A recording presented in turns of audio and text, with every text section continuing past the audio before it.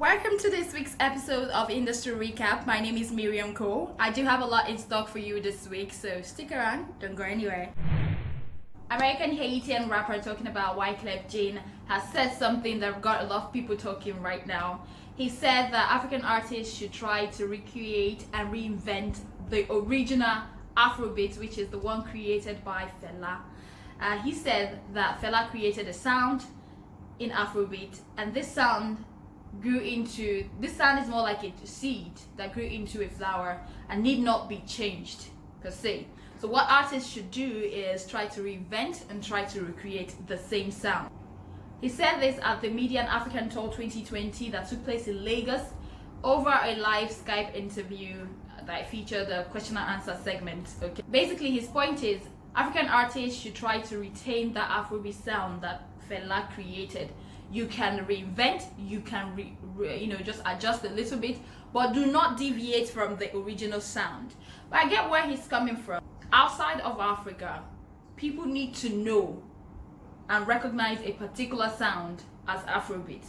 Because right now we're actually moving towards, asking for Afrobeat to be a recognized genre of music, even in the Grammys, right?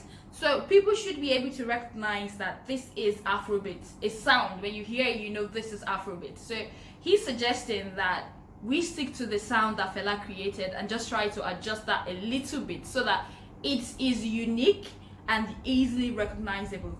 But then again, I love the Afrobeat that I'm listening to as I'm listening to it right now. I mean, Fela died years ago, and ever since then, Afrobeat have actually grown. It has been adjusted. And also, I think we need to understand the real meaning of Afrobeat. Aside the fact that it's a sound created by Fela, Afrobeat is actually a sound created by a mixture of different sounds, put them together to make a sound. Yeah, so you have the instruments, you have a little bit of R&B, you have a little bit of pop, you have a little bit of house music. Mixing it up together, it gives you Afrobeat. So that's why we have Afro pop, Afro house, Afro. I don't know if there's anything like Afro R&B. There's also Afro fusion, like the type you get from Burna Boy and all. So I think I like the way that it is, and I think that Afrobeat is more than a genre of music. Afrobeat is a modern genre of music. Under it, there's so many other genres of music, like the Afrofusion, the Afro pop, and I believe they do have to understand it that way, especially outside Africa. But he is just speaking from the angle of someone from Africa, but outside of Africa. Do you understand? So I think he's saying that outside Africa, we need to be able to identify a sound as Afrobeat. So in order to do that, we have to project one single sound as Afrobeat. Well, I do not know what you think, but you can let me know what you think on the comment section. There are so many reasons why you would love and respect Tubawa. I mean, aside the fact that he's really a cool guy to hang out with, he's fun. I mean, he was in ABJ not too long ago, and it was really fun hanging with him. Yeah, if you were at the listening party, you should notice. But by the way, if you haven't listened to his album, you should go check it out. It's titled Warrior. I talked about it at my last vlog, and I'm talking about it again. Listen to that album. It's great. I mean, he released the album to mark his 20 years of being in the industry. And recently, Drammy Krane posted on social media a message that Two-Face sent to him.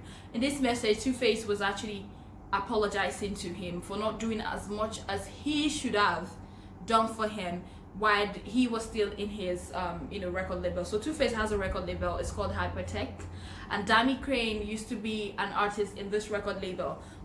And he said the reasons for this was because he had so many legal issues at the time. He didn't say the legal issues that he had at the time. We don't know if it's if it has anything to do with Kenny's music or blackface or the baby mamas. We don't know, but he said the reason why he didn't do that much was because he had some legal issues. He made mention that Drammy Krane is a really amazing artist and did well for himself.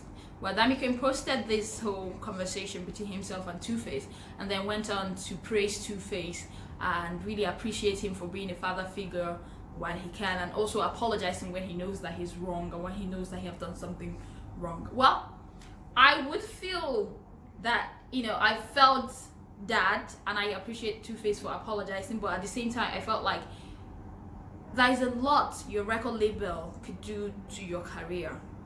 And for Drammy Krane, he had such an amazing career back then, but it got really messed up somehow. And yes, let's face the fact, the record label he was signed under contributed to it, in the sense that he didn't get as much promotion. There wasn't much focus on him at the time. Although yeah, Two-Face is apologizing, but then does he really change a thing? I mean, what's done is done, right? But we love Two-Face. At least he apologized. Sensational rapper talking about Abaga has just announced his final exit from Chocolate City. He's been with this record label for 13 good years. He joined in 2007 and became the CEO in 2015. He's been able to release 9 different body of works under this record label. He released 5 albums, 3 mixtapes, and 1 playlist under this record label. And we actually thought, man, it's his baby, he's not going to leave. But he made a shocking revelation last week.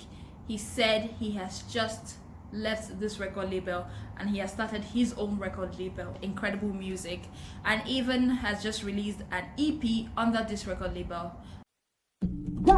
When God created the heavens and the earth, he anointed me lion, the leader, the teacher, the provider, the warrior. You trying to rewrite my legacy? Here is Judah, the EP. Well, it's quite surprising to a lot of people because we didn't see this coming. I mean, MI has been with the Chuck City since 2007. It's been like his own child. He's been the CEO at some point. He stepped down at some other point.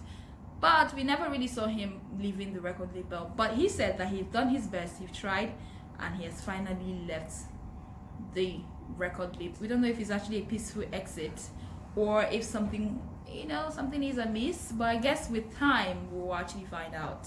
However, congratulations to MI on your new EP. It's an amazing body of work. We loved it. We love it.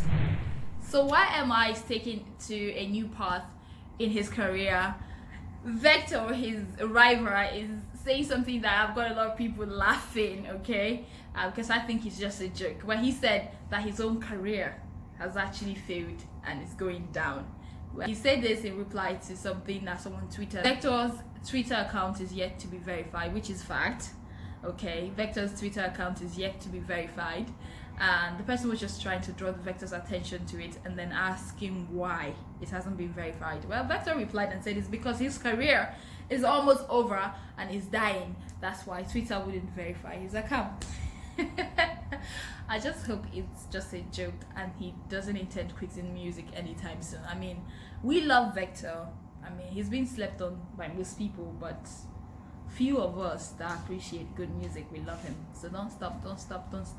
Moving away from that, let's talk about Davido. Davido is always in the news every now and then, and I'm always going to talk about him. Yes, he's my fave person to talk about. Yes.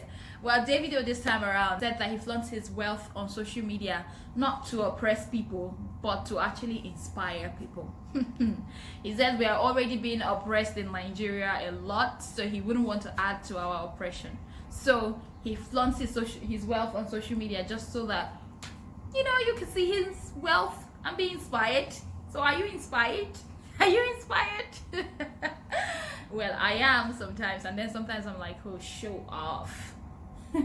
So my sister joined me for this week's episode of Industry Recap. And by the way, look at her face. Her husband did it. Shout out to Blake. Good makeup artist. He did this makeup on her face. Can you believe it? Find you a man that will make you up. How are you doing? I'm good. How are you doing? Nobody can hear you. Say, I'm good. I'm good. Anyway, so you've been listening to what I've been saying, right? Mm-hmm. So, do you follow Davido? Yeah, I do. I even have him on my Snapchat. So do you think his wealth that he flaunts on social media inspires or make people feel oppressed? If you're oppressed, go and hustle. Hustle. It's not easy to make money. So when you make the money, you will show it off. I'm sorry to say. Then thank you so much for being a part of this week's episode of Industry Recap. I love you so much. Make sure you hit the subscribe button and make sure you share this video to all of your friends. all of your family. You make sure you bug them to listen to me and watch my videos, because if not, I'll be available on your dreams, in your dreams. This is on your dreams, so cool. In your dreams and everywhere else. Subscribe.